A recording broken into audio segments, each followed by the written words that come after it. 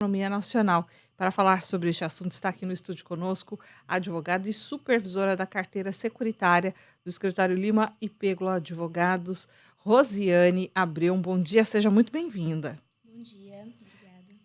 Vamos falar então, né? Um assunto que está extremamente atual, muito novo, né? Porque a sanção desse marco legal dos seguros é do ano passado. Já ia falar desse ano, mas a gente já virou o calendário, né? Do ano passado, de 2024. É, qual é o impacto, né? O que muda de fato com este registro legal? Então, foi publicado no final de dezembro, no dia 9 de dezembro, a Lei 15.040, que é considerado como o marco legal do seguro. É um momento muito importante para o mercado securitário, com novas regras e diretrizes. Foi um projeto de lei que ele ficou em discussão por 20 anos, ou seja, apesar de ter sido publicado recente, é uma discussão que já vem de muitos anos. Tanto que o mercado securitário ele estava precisando de uma lei com diretrizes específicas.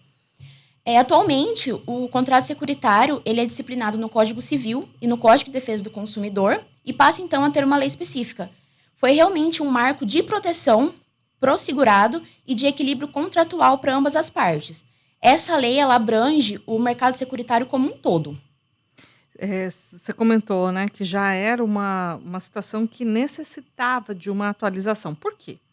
Porque tinha muita divergência de entendimento. Por exemplo. Muitos casos, o mais que eu mais vejo, né, reclamação do segurado era o caso de exclusão de cobertura. Que muitas vezes o segurado solicitava o seguro e ele era negado, e ele nem sabia desse risco excluído. Então, com a entrada dessa lei, agora a gente tem que ter cláusulas claras, de fácil entendimento para o consumidor. Então, esse é um ponto que eu bato em cima da proteção do consumidor. Ele tem que estar ciente do que está contratando, de forma clara e transparente, e sempre pela boa-fé, tanto da seguradora como do segurado. Então, isso que eu falo do equilíbrio contratual. Quando a gente está falando desse marco legal do seguro, a gente está falando especificamente do seguro de vida ou ele acaba abarcando outros seguros? Para todos os seguros, resseguros de automóvel, de vida, residencial, empresarial. Então, é para todo o mercado securitário. Ah, legal. Então, assim, é uma norma muito mais abrangente, né? Muito, sim. E quais são as mudanças mais significativas nos contratos, falando mais pontualmente sobre Então, isso? nos contratos, é isso que eu falei da transparência das cláusulas de fácil entendimento. Isso já era disciplinado no Código de Defesa do Consumidor, porque o segurado, ele é um consumidor do produto, né? Então, agora ele veio realmente especificando que as cláusulas têm que ser claras. O segurado ele tem que saber o que está contratando para não ser pego de surpresa quando aciona a cobertura. Que tipo de coisa que ficava mais nebulosa ou que o contratante ele só descobria quando de fato ele precisava acionar e agora vai ficar mais fácil esse Um entendimento? dos casos que eu mais vejo de conflito no âmbito do seguro de vida, que agora nessa lei ele veio como seguro sobre a vida e a integridade física. Veio com esse nome. O que eu mais via era nos casos de lesão ocupacional, que são aquelas lesões inerentes da atividade. A seguradora ela falava que isso era um risco excluído da pólice, mesmo tendo o entendimento de que a lesão ocupacional é equiparada a acidente. Veio agora um artigo nessa lei, o artigo 121, que dispõe que a seguradora ela não poderá se eximir do pagamento da cobertura, ainda que conste em cláusula, se a incapacidade decorrer do trabalho. Então, você vê que abrange também a lesão ocupacional, que era um dos maiores riscos excluídos da pólice. Analisando o texto legal e analisando como isso já entra em vigor, né? Ainda tem um tempo de adaptação, né? Isso é um ano da publicação para entrar em vigor.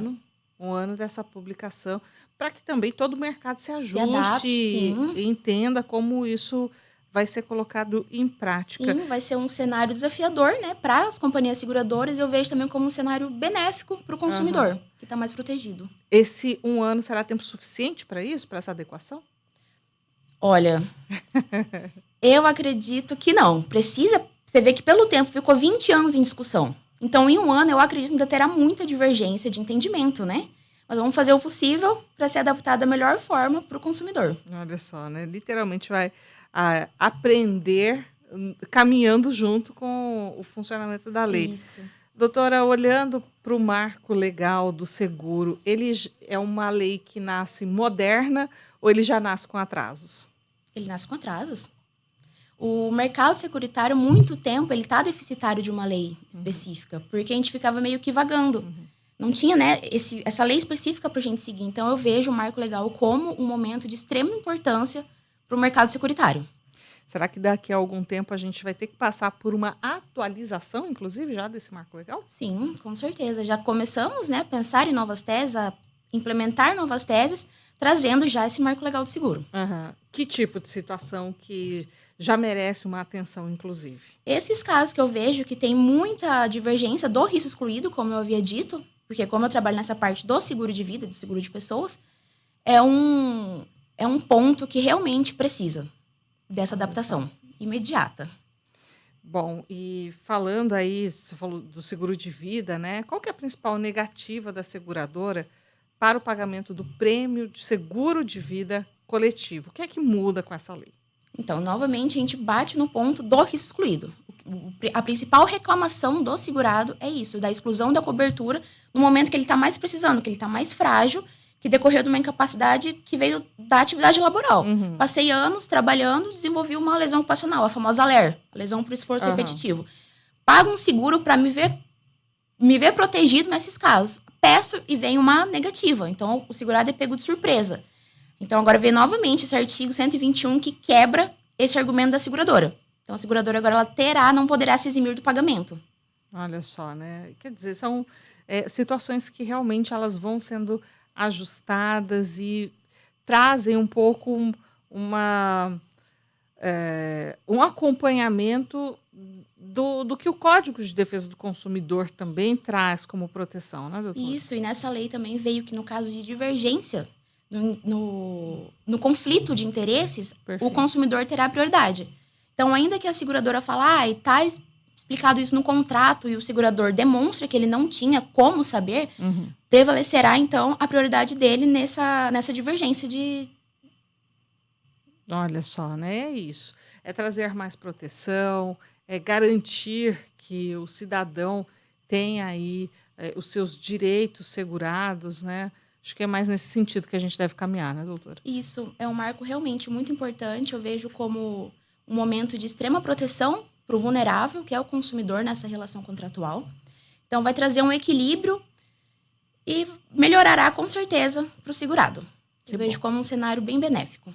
Que bom, né? Ainda que com algumas situações que vão merecer aí uma atenção maior, né? Ou que, de repente, até mesmo daqui um pouquinho vai merecer uma atualização. Doutora, muito obrigada, viu, pelos seus esclarecimentos, falando aí sobre esse marco legal do seguro, um assunto aí muito novo, muito quente, que a gente ainda vai passar esse ano inteiro aprendendo também como se adaptar e como fazer o direito a partir dele, viu? Muito obrigada. Isso, eu que agradeço, foi um prazer. Muito obrigada. A gente vai fazer uma pausa, hora do intervalo, e voltamos já, não sai daí.